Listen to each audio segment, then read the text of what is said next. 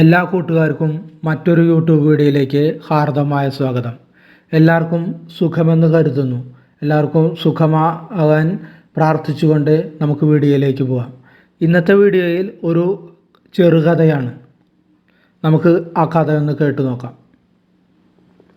നാളെ പൂർവ്വ വിദ്യാർത്ഥി സംഗമം ആണ് സ്കൂളിൽ. പ്രവാസ ജീവിതം നയിക്കുന്ന എനിക്ക് ഇതൊക്കെയാണ് മനസ്സിന് ഒരു കുളിർമ കിട്ടുന്ന കാര്യം. ഈ ലീവിന് വന്നപ്പോൾ പൂർവ്വ വിദ്യാർത്ഥി സംഗമം നടക്കുന്നത് എന്തായാലും നന്നായി. പഴയ കൂട്ടുകാരെ കാണാമല്ലോ. കൂട്ടുകാരെ മാത്രമല്ല, അതിലുപരി എൻ്റെ ടീച്ചർ, എന്നെ മനസ്സിലാക്കിയ എൻ്റെ ശാന്ത ടീച്ചറെയും കാണാമല്ലോ. മൂളിപ്പാട്ട് പാടുന്ന ഫാനിന് താഴെ പുതച്ചു മൂടി കിടക്കുമ്പോൾ പഴയ ഓർമ്മകളിലേക്ക് മനസ്സ് ചാഞ്ചാടി. അന്ന് ഒരു ഉച്ച ഊണിന് ശേഷം ശാന്ത ടീച്ചർ ക്ലാസ്സിൽ ബെല്ലടിച്ചപ്പോൾ ശാന്ത ടീച്ചർ ക്ലാസ്സിൽ വന്നു. ടീച്ചറുടെ കയ്യിൽ എന്തോ പേപ്പർ ഉണ്ടായിരുന്നു. അത് കണ്ടപ്പോൾ അടുത്തിരിക്കുന്ന രമേശനോട് ഞാൻ ചോദിച്ചു, എന്താണാവോ അത്? രമേശൻ പറഞ്ഞു, അറിയില്ലടാ. ഞങ്ങളുടെ സംസാരം കേട്ടിട്ട്. ടീച്ചർ, എന്താ നന്ദു അവിടെ സംസാരം? എന്നെ നോക്കി ടീച്ചർ ചോദിച്ചു. ഒന്നുമില്ല ടീച്ചറെ, ഞാൻ മറുപടി പറഞ്ഞു. ആ എന്നു ടീച്ചർ ഒന്ന് നീട്ടിമൂളി. എല്ലാവരും കേൾക്കൂ എന്ന് പറഞ്ഞിട്ട് കയ്യിൽ ഇരുന്ന ആ പേപ്പർ ടീച്ചർ അത് വായിച്ചു. അടുത്ത ആഴ്ച സ്കൂൾ കലോത്സവം തുടങ്ങുകയാണ്. എല്ലാവരും 50 രൂപ വീതം കൊണ്ടുവരണമെന്ന്. എല്ലാവരും കുലുക്കിയപ്പോൾ കൂട്ടത്തിൽ ഞാനും കുലുക്കിയിരുന്നു. പിന്നെ 4 മണിക്ക് ബെല്ലടിച്ചു. മിക്ക കുട്ടികളും സ്കൂൾ ബസ്സിൽ പോകുമ്പോൾ രമേശൻ്റെ സൈക്കിളിൻ്റെ പിന്നിലിരുന്നു ഞാൻ വീട്ടിലേക്ക് പോയി. രമേശൻ അവൻ്റെ വീട്ടിലെത്തി. പിന്നെ ഞാൻ പാടവരമ്പിലൂടെ വീട്ടിലേക്ക് പോകുമ്പോൾ മനസ്സ് മുഴുവൻ മുത്തശ്ശിയുടെ ഒഴിഞ്ഞ കടുകും ചെപ്പായിരുന്നു മനസ്സിൽ. എല്ലാവരുടെയും കൂട്ടത്തിൽ എന്തിനാ ഞാനും ഇരുന്ന് തലകുലുക്കിയത് എന്നോർത്ത് ഞാൻ നടന്നു. പാടം കഴിഞ്ഞുള്ള വരമ്പത്തൂടെ നടക്കുമ്പോൾ ഞാൻ വെറുതെ ഓർത്തു, അല്ലെങ്കിൽ നാളെ ചെല്ലണ്ട സ്കൂളിലേക്ക്. പൈസ കൊടുക്കണ്ടേ? മോശക്കേടാകുമോ? ഇനി പൈസ കൊടുക്കാത്തതിന് എല്ലാവരുടെയും മുൻപിൽ വെച്ചു ടീച്ചർ എന്നെ കളിയാക്കുമോ? ഒന്നും അറിയില്ല. പാടം കടന്നു കവുങ്ങിൻ്റെ തടിയിട്ട പാലത്തിലൂടെ കടന്ന് വീട്ടിലെത്തിയപ്പോൾ മുത്തശ്ശി തൊഴിലുറപ്പ് കഴിഞ്ഞു മുറ്റത്തു പടർത്തിയ പാവലിൻ്റെ വള്ളികൾ വീണുകിടക്കുന്നത് ശരിയായി കെട്ടുന്നുണ്ടായിരുന്നു.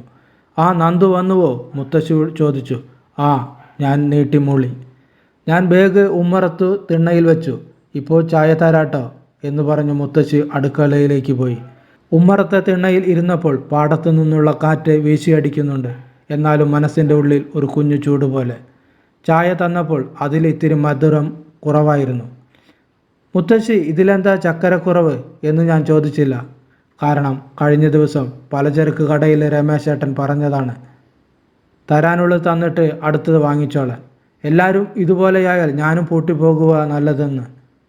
ചുറ്റുമുള്ള ആരുടെയൊക്കെയോ അടക്കി പിടിച്ച ചിരി ചെറുതായൊന്ന് ഞാൻ കേട്ടു. ആരാണ് എന്ന് നോക്കിയില്ല. കണ്ണിൽ നിന്ന് വരുന്നത് നിറഞ്ഞൊഴുകാതിരിക്കാൻ വേഗം അവിടെ നിന്ന് ഓടി. വേറെ എവിടെയും നിൽക്കാതെ വീട്ടിൽ ചെല്ലുമ്പോൾ മുത്തശ്ശി ഉമ്മറത്ത് തന്നെ ഉണ്ടായിരുന്നു. ഒഴിഞ്ഞ സഞ്ചി കണ്ടപ്പോൾ മുത്തശ്ശി ഒന്നും പറഞ്ഞില്ല. ആ മുഖത്ത് നിമിഷ നേരം കൊണ്ട് മിന്നിമാഞ്ഞത് എന്തായിരുന്നുവോ?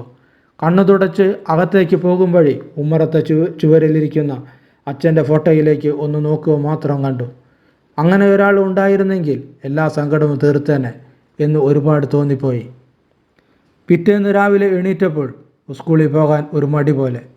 പലചരക്ക് കടയിലെ പോലെ ക്ലാസ്സിലെ കൂട്ടുകാർക്കിടയിലും അടക്കിപ്പിടിച്ച ചിരികൾ കേൾക്കുമോ എന്നൊരു പേടി.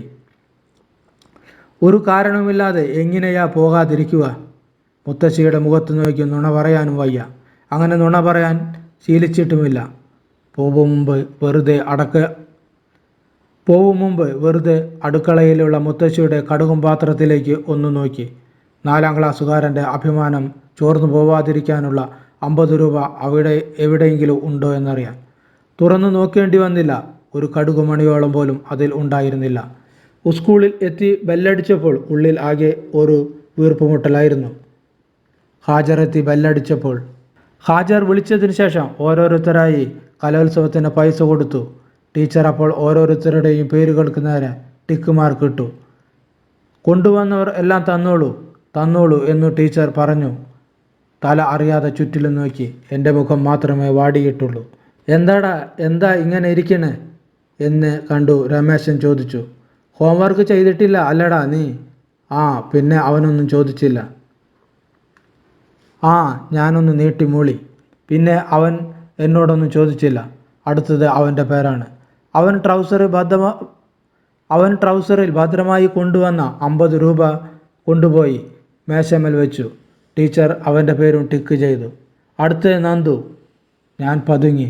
എണീറ്റപ്പോഴും നന്ദുട്ടൻ്റെ പൈസ ഇന്നലെ മുത്തശ്ശി തന്നിരുന്നു. അടുത്ത ആള്. ടീച്ചർ അടുത്തയാളെ വിളിച്ചു. എനിക്ക് എന്താണെന്ന് മനസ്സിലായില്ല. മുത്തശ്ശിയോട് ഞാൻ പറഞ്ഞിട്ട് പോലുമില്ലല്ലോ ഈ കാര്യം. പിന്നെ എങ്ങനെ മുത്തശ്ശി കൊടുക്കാനാണ്? സ്കൂൾ വിട്ട് വീട്ടിലേക്ക് ഓടി. വീട്ടിൽ എത്തിയപ്പോൾ മുത്തശ്ശി എവിടാണ് എന്നാണ് നോക്കിയത്. മുത്തശ്ശിയെ കണ്ടപ്പോൾ ഇന്നലെ ശാന്ത ടീച്ചർ കണ്ടിരുന്നുവോ മുത്തശ്ശി? ഞാൻ ചോദിച്ചു. ഏയ് ഞാൻ ഒരിടത്തേക്ക് പോയില്ല. ഇന്നലെ സത്യമായിട്ടും കണ്ടില്ലേ? ഞാൻ ചോദിച്ചു. ഇല്ലടാ. എന്താ നീ വല്ല കുരുത്തക്കേടും നീ ഒപ്പിച്ചോ?